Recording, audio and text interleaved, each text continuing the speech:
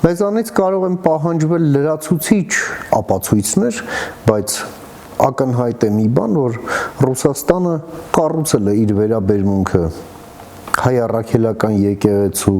այն վերնախավի նկատմամբ իր շահերն է սպասարկում ըստ էության եւ այնպես է վերաբերվում կարծեք իր ամենաթանկարժեք ագենտներն սա գոնե ակնհայտ է Մոսկվա կատարած այդ անիմաստ այցից մնաց միայն մի բան այն ելույթն էլ ոչ մի բանի մասին էր այդ հանդիպումներն էլ ոչ մի բանի մասին էին ընդ որում հանդիպումներ էր ոչ թե վարչապետերի մեր պատկերացրած, այլ նախագահական համակարգի վարչապետերի հետ, որտեղ վարչապետ ասվածը դա նախարարների բրիգադիր է ընդհանրապես։ Եվ ահա ստացվեց այնպես, որ մի երկրում, ովքեր անհատական պիկետների համար են մարդկանց տանում կորցնում, 300 հոգի անհասկանալի ծագման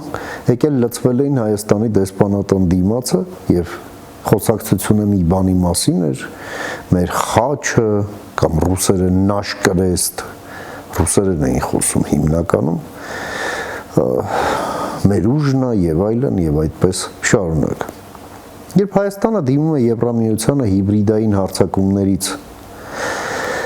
երկիրը պաշտպանելու հարցում օժանդակելու համար